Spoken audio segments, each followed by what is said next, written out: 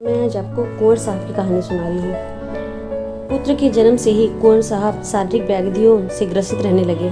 सदा वैद्यों और डॉक्टरों का तांता लगा रहता था, लेकिन दवाओं का उल्टा प्रभाव पड़ता। ज्यों त्यों उन्होंने 2.5 वर्ष बिताए। अंत में उनकी शक्तियों ने जवाब दे दिया। उन्हें मालूम हो गया कि अब संसार से नाता टूट जाएगा। अब चिंता ने और या दबाया, यह सारा माल असबाब, इतनी बड़ी संपत्ति किस पर छोड़ जाऊँ। मन की इच्छाएं मन ही मन में रह गई। लड़के का विवाह भी न देख सका। उनकी तोतली बातें सुनने का भी सौभाग्य प्राप्त न हुआ। हाय, अब इस कलेजे के टुकड़े को किसे सौंपूं जो इसे अपना पुत्र समझे।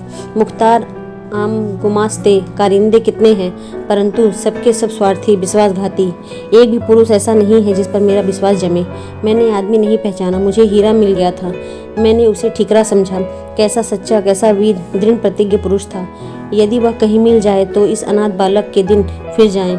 उसके हृदय में करुणा है, दया है। वह एक अनाथ बालक पर तरस खाएगा। हाँ, क्या मुझे उसके दर्शन हो सकेंगे? मैं उस देवता के चरण धोकर माथे पर चढ़ाता, आंसुओं से उसके चरण धोता। वही यदि हाथ लगाए तो मेरी डूबती नाव पार लगे। ठाकुर साहब की तबीयत दिन पर दिन बिगड़ती गई। अब अंतकाल आ पहुंचा।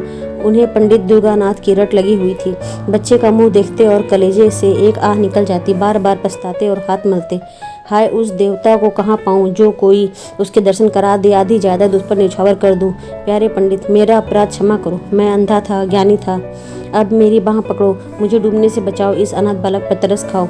हितार्थी और संबंधियों का समूह सामने खड़ा था। कुंवर साहब ने उसकी ओर अधखुली आंखों से देखा। सच्चा ही तैसी कहीं दिख न पड़ा। सबके चेहरों पर स्वाद की झलक थी। निराशा से आंखें मूंद ली।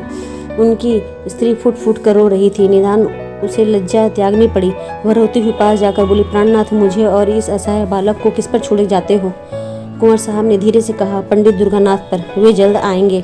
उनसे कहना कि मैंने सब कुछ उनको भेंट कर दिया है। यह मेरा अंतिम वसीयत है। और वे इस दुनिया को छोड़कर चले गए।